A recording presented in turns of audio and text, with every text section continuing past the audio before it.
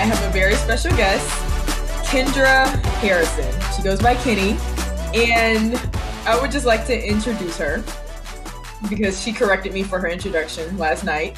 And she's the world record holder, silver medalist at Worlds in 2019, indoor Worlds gold, 3-time USA champ, 2-time NCAA champ. Did I leave off anything? You got them all. Okay, I got them all. Okay, perfect. I would like to start off with accolades like that. I feel like anybody will want to know, what does the average day for Keni Harrison look like? The average day, it depends on what day. Is it a hurdle day or is it a running around the track type of day? Let's do a hurdle day. Okay. Hurdle days, I normally lift in the morning, so 7:30. I'm up at 6:30. I eat a banana and then I go straight to weights. I lift for about an hour and a half or to an hour, and then I come home, take a nap, eat breakfast, and then I get ready for my second practice at 12:30, and then that'll Hmm. last a couple hours. Come home, recover, and Wednesdays are my day offs. What does your recovery look like? Depends on how bad my body feels. Normally, I jump in the ice bath, or if I just want to kind of get home, I usually have a massage set up and I do foam rolling, may jump in the Epsom salt bath. Again, it just depends on how my body's feeling during that time. So, recovery is an extremely crucial part of your training. Yes, recovery is really important, especially since I am getting older. I realize when I don't recover, I don't feel good the next day. So it's really, really important. I think that's what makes athletes last longer throughout the season. Now, do you also recover mentally, or like, is there anything you do, like meditation wise, before practice to really get you in the zone? Because I know for hurdlers, you guys have to come into practice with a different type of mindset. You guys can't, for like me who runs the 400, we're basically just race modeling. You guys are actually, having to attack the hurdles the same way you would in the race. So, is there anything you do to prepare for that? Um, I mean, I'm very competitive, so it doesn't matter if I'm hurdling or if I'm just running around the track. I think my mindset is always the same, and that's just going out there and giving 110%, regardless of how I'm feeling or whatever may be going on. I train with really good training partners, so I know if I have an off day, like they can jump on me, and that's something that I don't like. So I just like to win everything, win every rep, and just give it my best. So that's kind of my mindset is just go out there and I know if I give it my best, um, that's all my coach is going to require of me. Okay, perfect.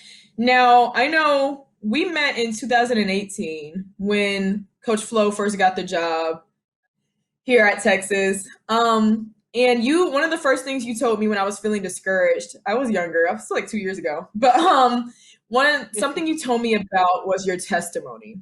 And not a lot of people know about it, and I would really love it if you would share it with us. After not making the Olympic team, what were the things that you went through? You can explain it. Yeah, so going into the Olympic trials in 2016, I broke the American record. I was coming in number one.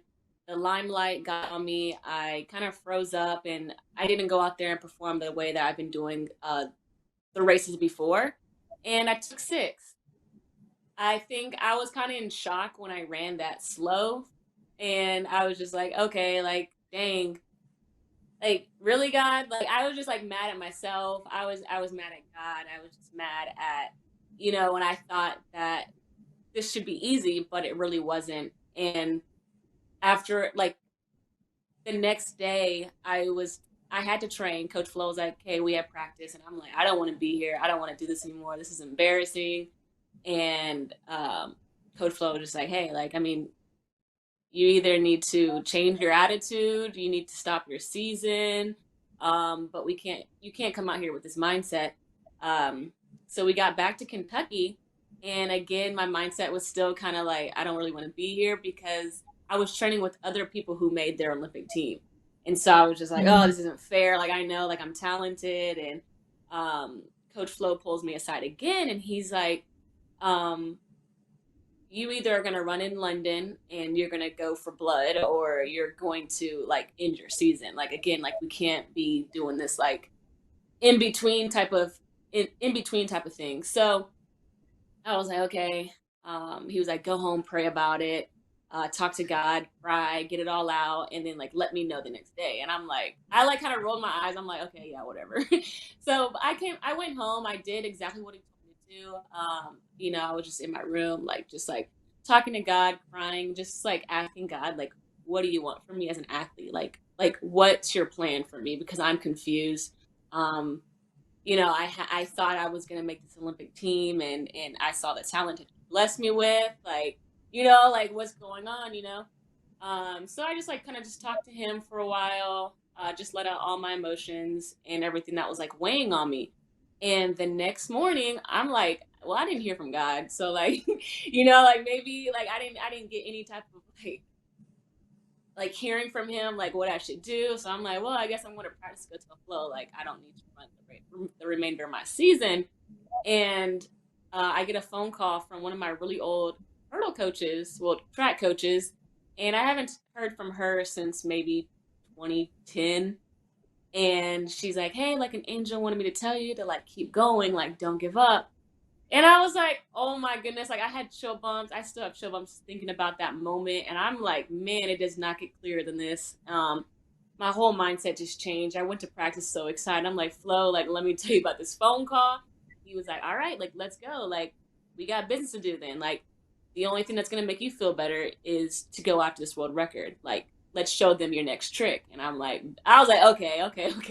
I'm ready to go, And so that's just like the encouragement that I needed. And that's like the moment that I realized that like, it's not God's timing, it's up to God, like when things happen in your life, it's not up to me. And so I was like, okay, go to London, Coach Flo's right there next to me.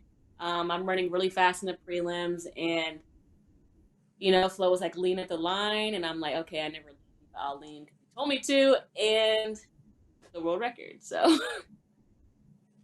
In the most iconic picture, like you like this, because you just couldn't believe no, it. that Like was everything complete that shock. That was complete shock. real reaction. That's amazing. I love hearing your testimony because a lot of athletes feel like, after the big goal that they really, really set their mind to was not reached, it's like, okay, well, it's over. Yeah, Like, what do you do now? exactly. Like, it's not meant for me. I prayed for this. I went out there and I did it and it didn't happen. That means it's not meant for me. But you looked at it in a completely different way. Like I'm gonna go way faster than anybody who made the Olympic team went that year. And it was just redemption for you. I love that story. Right, And right. then yeah, moving on to 2018, when I mentioned before, Coach Flo did get the job at Texas. How was that Mhm. switch from Kentucky weather to Texas weather and just everything in between? It was a really, really quick move. Yeah, it was like Flo called me one morning. He was like, "I got the job in Texas. You coming?" And I was like, "Of course, I'm down." And I didn't think he was gonna say like we're leaving like within the next couple of days.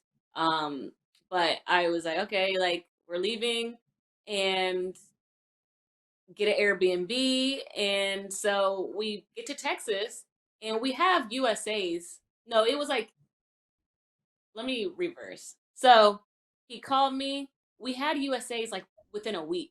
And I'm like, okay, like we're like, what's about to happen? We train at a local high school in Kentucky because he no longer has the job there. Um, and I'm like, okay, so we go to USA's. We win USA's. I win USA's, and then I go straight from there to Texas. So then I'm Oh, training there. Yeah, yeah. It was crazy. It was like we had like two big suitcases, and it was like, okay, USA's Texas. Like I'm not going back to Kentucky anymore. So it was just like wild, and I had to finish the rest of my season overseas. So it was like I trained in Texas. Like I was there for like 2 weeks. It was really hot. I thought I was dying, and so I was there for 2 weeks or so, and then I went to compete. overseas, and then I would come back to Texas, continue to train. I was just kind of doing that until I was able to find a house um, to live here like permanent. And I know you lived in an Airbnb during that time with a couple of the pros. How did you Mhm. remain focused? Like, there's so much going on at home. You don't even have like a true bed to come back to sleep in before you just go off on the next, 16-hour flight or so. Yeah, I mean, I think we all have the same mindset. I mean, all of us pros are, we know that the number one job is to go out there and train hard and then reflect that in your races. So it's pretty easy living with pros because it's like we know we have to go to bed early. We know that we have to get up and train. So it's pretty easy when everyone's on your same like lifestyle. Yeah, I feel that. So fast forward to 2020, which is just a year that I know that you have talked about plenty of times, but I really want to get into that for you because I saw it firsthand. That was supposed to be your redemption year. The Olympic Hmm. year. Everything that happened in 2016, you becoming a world record holder, and it's like, okay, now I'm going to show you guys I can make a team. And then the season was canceled. What were your initial thoughts? My initial thoughts, I was like, this is not happening. And I'm like in disbelief. I'm like, this is not really happening. Like COVID's not really like that serious, and everyone's just being dramatic. That's kind of my mindset. I was just like, okay, like don't take it too serious. Like we really don't know what's going on because at first we really didn't. It was like things started slowly canceling, but I'm like, they're not going to cancel the Olympics. Like, and it got more realer every single day. I'm like, okay, like you're fine, you're fine, you're fine, and then all of a sudden it was like this. They I think on social media it said the Olympics were canceled, and that's why I'm like, Mhm. wow. Um, Where do we go from here? yeah, it was just like I don't know what's happening. It was just like really, but it was like Flo was like we're still training, and you still have another season, like you still have your pro season, and I'm like okay, like kind of like in my head I'm like what's the point if there's no Olympics, but still training was something that I do every single day. So it was nice to kind of do that and still have that in my lifestyle during COVID. Just being grateful that we were able to go to a local high school and still be able to get that work in. I think it helped me mentally during that time because I don't know what I would have done if I really had to just sit in the house not doing anything. So I kind of just looked on the brighter side and Flo's like, okay, now we're gonna work on your sprint mechanics and we're gonna do the small things that you normally don't get the chance to do when you're in season because you're going so quick, you don't have time to fix the baby stuff. So I just kind of thought of it like that. And then I'm grateful to have my best friend as my neighbor. So hanging with her during that time was really nice, and we helped keep each other like level headed. Yeah, not from like going crazy during a Yeah. pandemic. So speaking of that, did you pick up any hobbies? Yes, I actually started doing tumbler cups. For those of you who don't know what that is, it's like the stainless steel water bottles or stainless steel cups, and I put different designs or sayings on them. I seen it on TikTok, and I was like, I need to do that. I know you started making some for yourself during that time, and then all of a sudden, the next time I came in your house, you had like the whole machine set up. You had new materials, like you were ready to. And then people started to ask for them. You started to make them for other people. You made one for Coach Flo, so that I helped. I know, feel I like, know. No, it really did. It was something that was fun, and I got to use my creative side and kind of just kept my mind off of the negativity that was happening during that time. yeah. And do you think that some of the negativity was more so like because I know some of your training partners faced, the scare of, contracts being reduced because of no meets. And you guys were trying to find meets to go to while also not being able to leave the country. So it was a very difficult situation that you guys were in. How did you basically just stay focused on your cups or just working on your hurdle techniques while, the madness was going on? I think for myself, I just had hope that Adidas was going to be really remorseful during that time and that I wasn't going to get penalized if I didn't run in any meets. And I remember just like asking my agent and making sure, like, okay, like, what's Adidas going to do? And he kept reassuring me that everything's going to be okay. So I wasn't really worried. I was grateful that the sponsor saw what was happening and they didn't really affect me. But every single day going out on the track, even though I knew that there may not be a season, I think just remembering my goals, remembering the Olympics are going to happen. They may not happen this year, but they're going to happen. And I need to prepare myself the best I can. And so that's kind of how my mindset was. I'm like, every time I step on this track, I need to give it everything that I have because, it's going to happen eventually. And that's just, we, that's just how I thought about it. And also training with other pros, me and Jenna competing against like who could run the fastest in the wickets. It made it fun. And that's kind of how we just kind of kept our competitive edge by just trying to see who could run the fastest times in practice. Okay. Competing for wickets. I heard about those summer workouts. And they were crazy. but for but for people who so for instance, I have a friend right now who needed to come down to America and train because things are getting shut down in her country. What advice do you have for people like that who are still kind of in the eye of the storm when it kind of feels like we have moved out, a little bit more? Like it doesn't feel like March 2020 anymore, but for them, it Right. still does. What type of advice do you hmm have for them for, staying motivated and staying focused? I would say, I guess just like keep finding a way. It's easy to give up.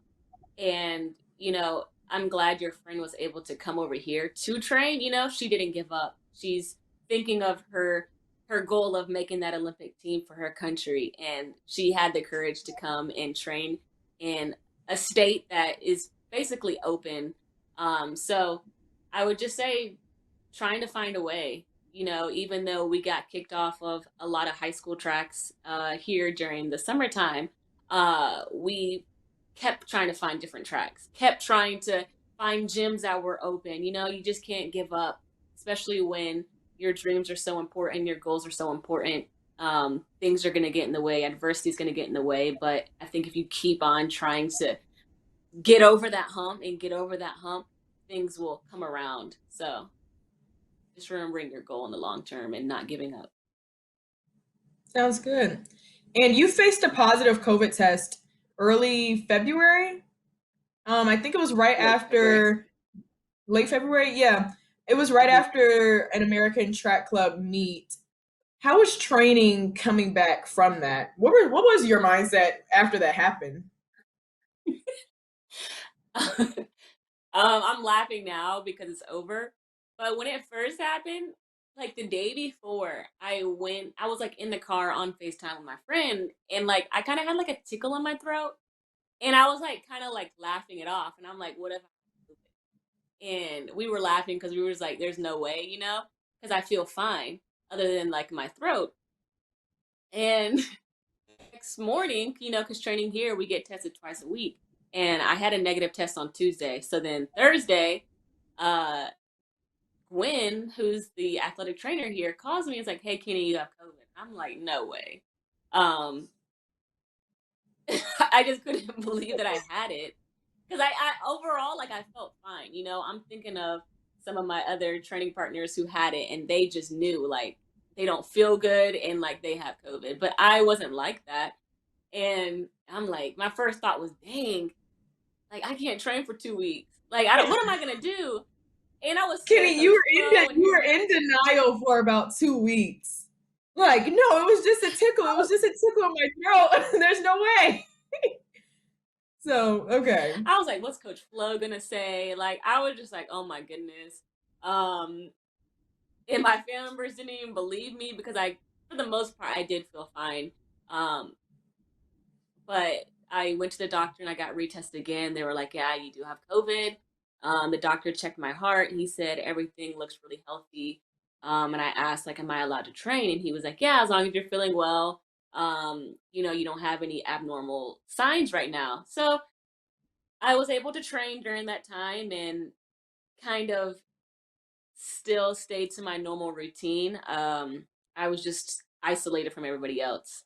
Uh, Even though Jenna was with me sometimes, like she was training on one side of the track, I was training on the other side because she was around me, so she had to quarantine as well. But I'm glad I had her kind of to help me through that situation. Okay. Switching gears. I saw that you have a new series coming out called My Hurdles.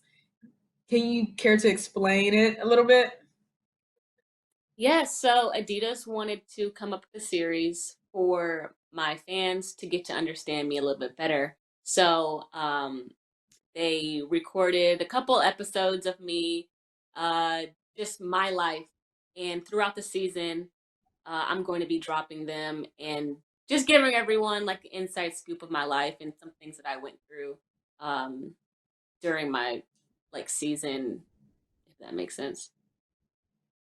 When is the first air date? I already aired one. I Episode saw. one was episode one was on adoption, and how even though I was adopted, I'm still able to be successful, you know? So that dropped. I'm not really sure when I'm going to drop everything else. I have all the content. It's just kind of like when I want to release it to the public. So Mhm. just keep a lookout. I'm excited for that. We're gonna get like an inside scoop of who Keni Harrison is a little bit more. Yes. It's like we keep getting like pieces and pieces, like a little bit from this interview, and now it's gonna be like your series. Okay. Yes. We're gonna be on the lookout for it. Now, this is an extremely important year for you, like every year, but this is Olympic year. How do you deal with the pressures of basically shaking off what happened in 2016 while also, shaking off what happened by not making the team, but also breaking the world record? Although something did come good out of that, how do you deal with the pressures of just wanting to move forward and focus on making the Olympic team this year? I deal with the pressure by not thinking of it as pressure. Hmm. Not making the team. I've won every single USA's and up until since that's happened, so it's like I know I can do it, and I talked to a sports psych and that helped me a lot. um this sport is so mental, and I think I'm a prime example of like I was super fit and still I underperformed just because mentally I was not game ready. It's like you have to train your mind just as much as you train your body. And that's something that I didn't realize was as important until now. You know, um, Seeing a sports psych was probably the best decision that I've done in my career. And I think when you put pressure on yourself, that's kind of what like makes it hard. When you go out there on the line thinking of everything that you've done up until that moment, it can weigh on you. So I don't do that. Every time I go into a race, I try to think of like maybe two things I need to fix, and that's the only thing I'm thinking about. At the end of the day, my job is just to come across that line first, and that's the only thing that's really going through my mind. I don't think of what I've done up until that point. I don't think of all the negativity. um, Even though negativity can creep into your mind, you can push it out by just saying a positive thought. Like, I'm ready for this. Like, my coach Hmm. wouldn't have me out here if I wasn't. I've trained for this. Like, you know what I'm saying? Like, you just have to be positive and not really put pressure on yourself. So that's how I keep the pressure off. That's like you keep the pressure off by not thinking about it. Okay, no, that's actually great advice. I think a lot of people get so caught up in, what if something like that happens again, and what are the fans expecting out of me? What are some outlets thinking of me? But so just by dealing with the pressures, just don't think about it. What's gonna be No, for you is gonna be seriously. for you. Okay, I like that. Do you have any advice for college students wanting to go pro? Advice I'd give to a college student wanting to go pro? Um, I mean, I feel like if you put your mind to something, then you're going to give 110% at practice to make that dream or reality come true to become pro. So that's kind of how I saw it myself. I realized when I was in college that this is what I want to do for a living. I couldn't see myself doing anything else, and I worked my butt off to make it happen. So just believing in yourself and putting the work in. Um, if you do that, then you should be able to reach your goal to maybe become pro. That note, thank you so much, Keni Harrison, for the very first episode. And it was great listening to you, and you have great advice for a lot of people. Thank you.